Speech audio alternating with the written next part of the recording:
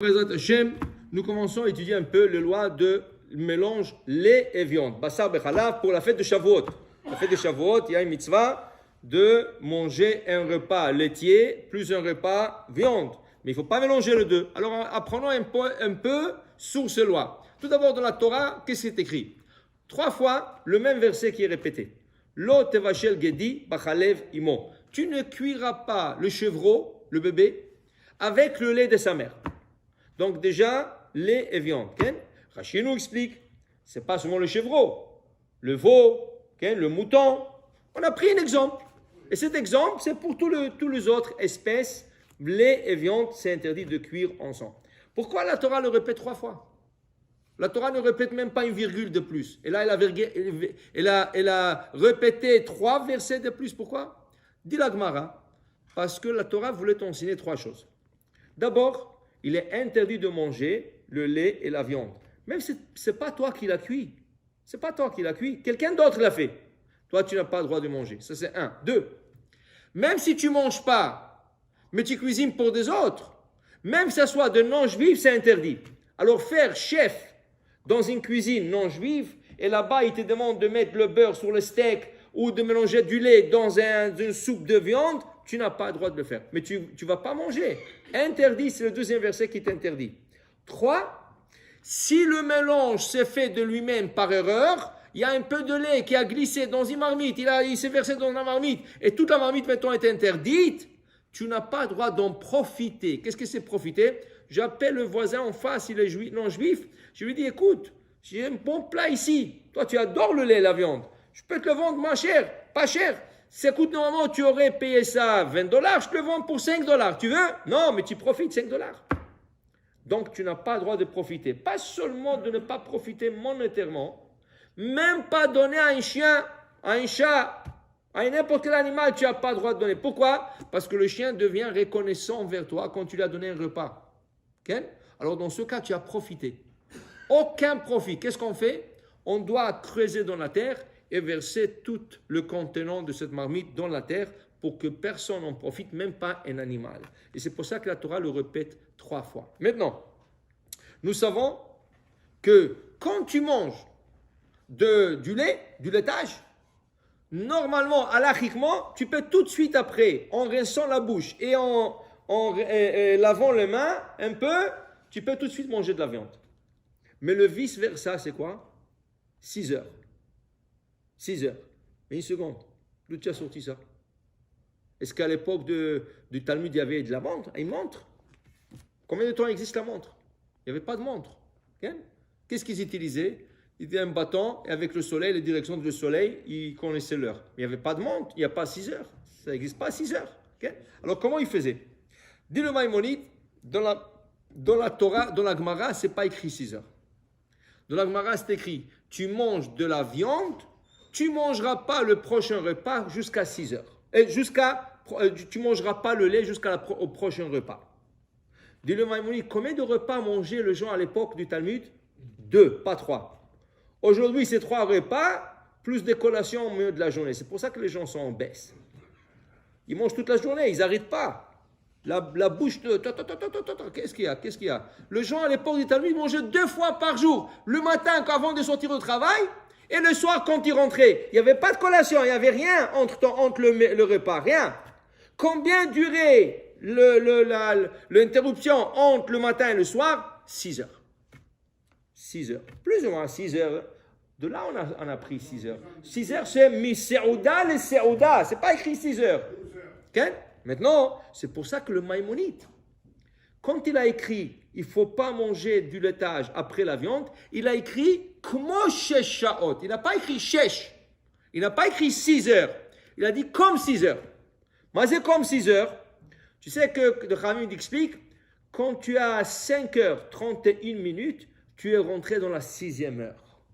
Dans le cas de besoin, tu peux t'appuyer sur le Maïmonide. Je vous donne des exemples. Chayalim, les soldats israéliens, 2 fois, ils mangent de la viande en après-midi, mais là, ils doivent sortir en entraînement ou en garde du soir. Et tu ne veux pas lui dire attends 6 heures. Tu crois que le terroriste il va attendre 6 heures pour que lui il sorte? Eux, déjà, 5h31, on leur dit, hop, vous pouvez sortir, vous pouvez manger déjà du laitage et vous pouvez faire sortir. Une femme qui a des brûlures d'estomac, elle vient d'accoucher. Elle a besoin d'un verre de lait pour enlever ce brûlure d'estomac. 5h31, tu peux lui donner déjà du laitage. Okay? Pour dire que le 6h, ce n'est pas fixe, c'est à partir de 5h31, mais dans le cas de besoin. S'il n'a pas besoin, c'est 6h. 6h, c'est 6h. OK? Là, on a appris pourquoi c'est 6h. Maintenant, quelle est la raison qu'on attend ce temps? Quelle est la raison? 2 raisons qui ont été données. Maïmonide. Le Maïmonide dit que quand tu manges de la viande, quand tu mâches de la viande, il reste toujours des filaments de viande entre les dents. Et ça prend 6 heures pour qu'ils fondent. 6 heures qu'ils font, ces filaments. Alors donc, on a besoin d'attendre 6 heures pour que le filament de viande fond de la bouche. Le Tour, Rabbi Yaakov Baal HaTurim, fils du Rabbeinu Harosh, il explique une autre raison. Pour lui, c'est pendant 6 heures, la viande lâche de la graisse. Cette graisse reste au palais de la bouche, au palais ici, au gencive, pendant 6 heures. Ce n'est pas à cause de la digestion.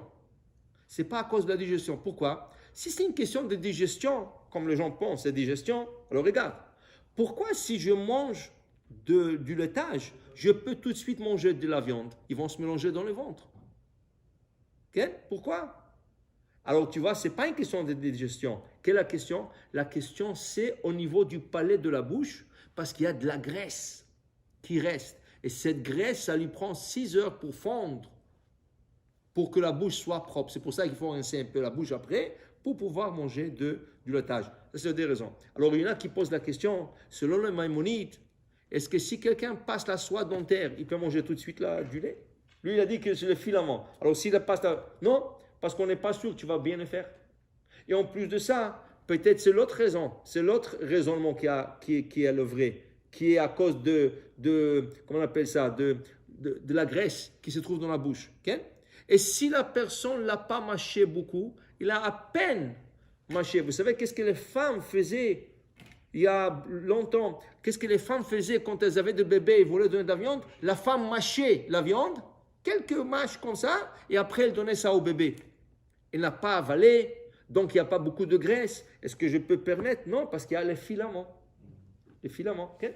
Donc on prend le raisonnement en considération. Alors, en conclusion, le lait et la viande, interdit de cuire, interdit de manger, interdit de profiter.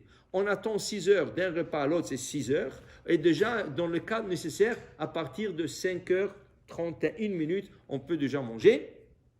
Et la raison pourquoi on attend 6 heures, c'est ou à cause de la graisse qui reste au niveau des palais de la bouche, ou à cause que le filament de viande qui reste dans la bouche. Il y a une autre question, mais ça on va parler dans un autre cours.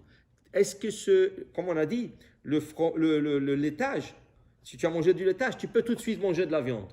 Ça c'est la halakha. La coutume c'est d'attendre 20 minutes à 30 minutes. Mais les Ashkénazes, ils sont plus stricts.